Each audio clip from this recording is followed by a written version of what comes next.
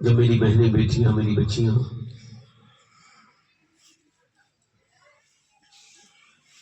اب آپ کو بتاؤں نیا زمانہ ایسا ہے، میں سید ہوں پھر بھی ہاتھ جوڑ رہا ہوں آپ سے سب سے، اپنی 5 اور 6 سال کی بچیوں کو ہرگز جینز ٹاپ نہ پہناؤ۔ 5 سے 6 سال کی بچی کو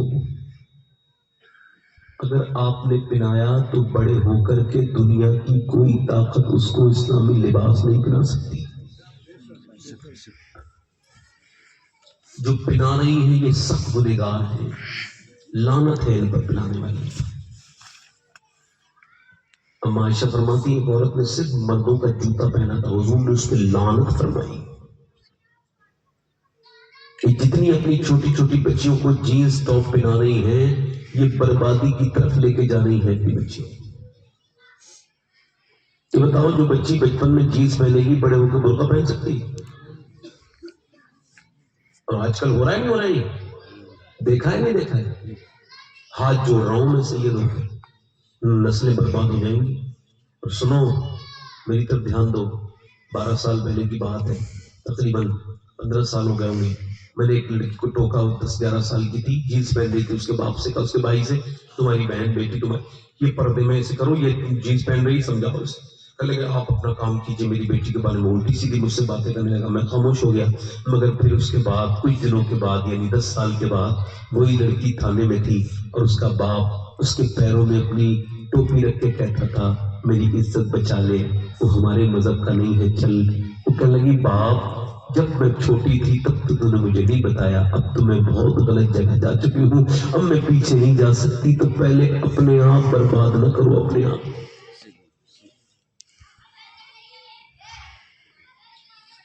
بربادی اور یہ ہو سکتا ہے آپ کو لگتا ہے کہ بچپن میں لڑکی ڈانس کر رہی ہو اسکول میں جا کر کے پھر بڑے ہو کے دیندار بن جائے؟ تعلیم علیم کیا ہوتی ہے؟ سب سے بڑی عورت کا زیور حیا ہے، اور حیا جو تعلیم چھین لے وہ تو جہالت ہے، اور اس تمہاری تعلیم میں تو حیا چھین لی۔ عورت کے اندر سے حیا نکل جائے تو وہ پھر کچھ نہیں، ختم۔ حیا عورتوں کا زیور ہے۔ مسلمان بچیاں بیٹیاں دیکھو، مسلمان اپنے بہنوں کو لے کے جا رہے ہیں شادیوں میں، آج تو محفل ہے، آج تو سبھی نیک لوگ ہیں، ایک دم اللہ کے سب بھلی لوگ بیٹھے ہیں، مگر جب شادی ہوگی تو پتہ چلے گا کون کتنا نیک ہے، جب پارٹی ہوگی تو پتہ چلے گا، جب کسی گھر میں موت ہوگی تو پتہ چلے گا کہ کتنا دین ہے۔ جو عورت کبھی بے پردہ نہیں ہوتی وہ شادی والے دن بے پردہ ہوتی ہے۔ اور سنو میری بات، جو اپنی بیوی کو سجا سوار کے لے کے جاتا ہے وہ اعلان کر رہا ہوتا ہے کہ لوگوں دیکھو میں اپنی بیوی کو سجا سوار کے وجہ سے لے کے جا رہا ہوں کہ میں جا کر کے دوسرے کی بیوی دیکھوں گا تو پھر میں اپنی بیوی بدلے میں لے کے جا رہا ہوں تاکہ دیکھنے والے گھٹیا قسم کے لفنگے لوگ میری بیوی پہ بھی نظر ڈالیں بدلے میں۔ بدلا کیا سمجھ رہے ہو؟ تم ہی دیکھتے ہو، تمہاری بہنوں کو بھی دیکھتے ہیں، جو لوگ دیکھتے ہیں انہیں بتا رہا ہوں، نہیں کہہ رہا ہوں، جو بدلگائی کرتے ہیں ان کو کہہ رہا ہوں کہ آپ ہی نہیں دیکھتے اسے۔ جو اپنی بہن کو سجا سوار کے لے کے گیا اس نے کچھ نہیں کہہ پایا، اس کی وجہ ہے نا، کہے گا تب جب اس کی آنکھوں میں خود ہی حیا ہوگی۔ اسے پتا ہے نا میری بہن الٹا جواب دے دے گی، دیوس ہے لوگ، دیوس جنت کی بو نہیں سونگیں گے، جن کی بیویاں، جن کی بہنیں، جن کی بیٹیاں بے پردہ ہیں، جنت کی بو نہیں سونگیں گے۔ یہ مسلمان لڑکیاں ہیں، اتنے لاکھ چلی گئی، ادھر چلی گئی، ادھر چلی گئی، وہ میرے بھائی میرے دوست مسلمان کی لڑکی نہیں تھی۔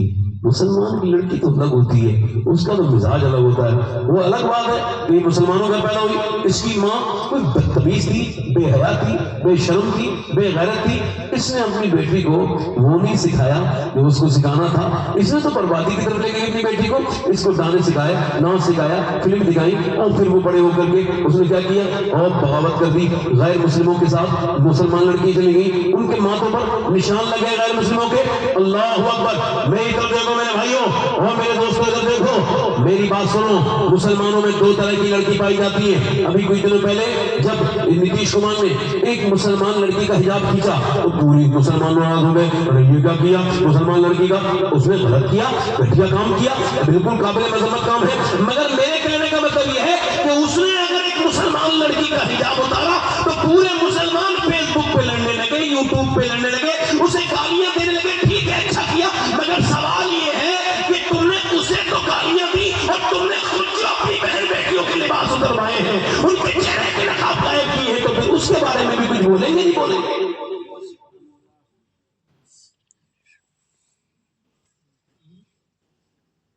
مسلمانوں کی دو طرح کی لڑکیاں ہیں.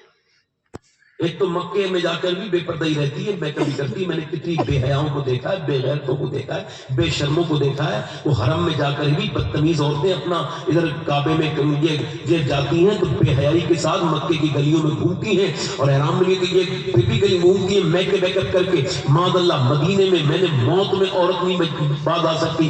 بے پردہ عورت جس کی عادت ہی بے پردگی کی ہو، وہ موت میں بھی جائے گی تو بے پردہ جائے گی، وہ مکے میں جائے گی بے پردہ جائے گی. اور پردے والی دو ہی طرح کی لڑکیاں، کتنے سمجھا لو جھگڑا کر لو مانے گی. اور ایک دوسری ہے، وہ سامنے کالج کے کھڑے ہوئے کہتی ہے میں حجاب نہیں اتاروں گی. اب کالج والا کہہ رہا ہے حجاب اتار تبھی ایگزام میں بیٹھے گی. وہ کہہ رہی میں نہیں اتاروں گی. کہ نہیں اتارے گی تو میرے ایگزام میں نہیں بیٹھے گی. اس نے اٹھایا اس کا ایگزام پیپر، اس کے منہ پہ مار کے لے اپنے پاس رکھ. میں تجھے راضی کرنے کے لیے نہیں آئی ہوں بلکہ آمنہ کے لال کو راضی کرنے کے لیے دنیا میں.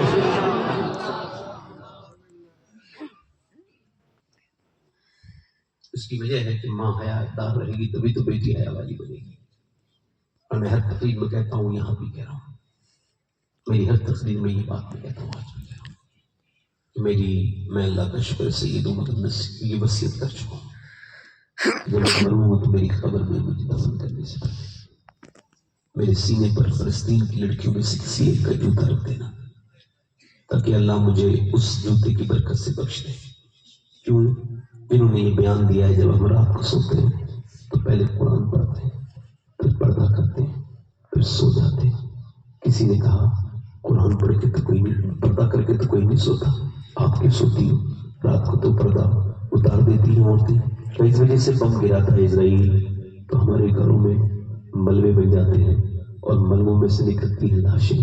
ہم یہ سوچ کے برقع اوڑھ کے سوتے ہیں کہ جب صبح کو ہماری لاشیں نکلیں تو پردے میں ہونی چاہیے، بے پردہ نہیں ہونی چاہیے، تاکہ قیامت کے دن آمنہ کے لال سے ملاقات ہو. تو ہم عرض کر دیں ہمارے 25,000 سے زیادہ بچے بھوک سے مرے، کھانے نہیں ملے، وہ بھوک سے مر گئے اور ہم نے روزے رکھے، افطار کے لیے گئے تو ہم پہ بم گرا دیے گئے. ہمارے جوانوں کی میتوں کو کفن نہیں ملے، کوئی ہاتھ کے ذریعے ختم ہوا، کسی کے ہاتھ پیر سب ختم ہو گئے، کوئی اپہرج ہو گیا. مگر ایک بھی مسلمان لڑکی نے کسی یہودی سے یہ نہیں کہا کہ مجھے یہودن بنا لے اور میری جان بچا لے. نہیں، ساری مسلمانوں کی بچیاں دنیا سے یہ کہتی چلی گئیں اے آمنہ کے لال گواہ رہیے گا میرے آقا، جب تک یہ جان رہی ہے مسجد اقصی پہ قربان رہی ہے.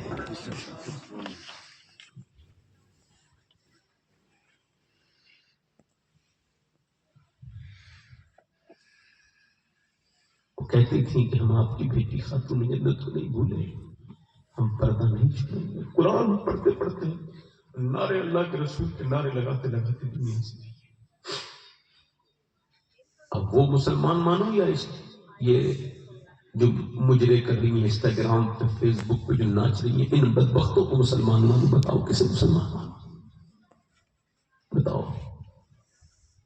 جنہوں نے اپنے خاندان کی ناک کٹا دی، جن کے باپ کو بھی اس کی خبر ہے، بھائی بھی، مگر وہ چند پیسے ڈالر کے آنے لگے کہ لالچ میں اپنی بچیوں کو موبائلوں پہ نچوا دیا. کیا جواب دیں گی کل قیامت کے دن؟ حضور کی بیٹی کی شادی ہوئی، حضرت علی کہتے ہیں میں اپنی دلہن کے پاس گیا ہوں تو دھیان دو، ایک ہمارے یہاں شادیاں ہیں جو لگتا نہیں مسلمانوں کی شادی ہے، دل نہیں کرتا جانا. حضور کی بیٹی کی شادی ہے، حضرت علی کہتے ہیں میری شادی ہوئی ہے اور آسمان کے نیچے زمین کے اوپر اتنا خوبصورت جوڑا کسی کا نہیں ہے اتنا علی اور فاطمہ کا جوڑا ہے. ذرا زور سے بولو ذرا سبحان اللہ. اتنا علی اور فاطمہ کا جوڑا. حضرت علی کہتے ہیں میں اپنی دلہن کو دیکھ رہا ہوں اور دیکھتے ہی رونے لگا. پہلی مرتبہ جب انہیں دیکھا تو دیکھ کے رویا. انہوں نے کہا کہ آپ کو میرے ساتھ شادی پسند نہ تھی جو آپ روتے؟ میں نے کہا نہیں.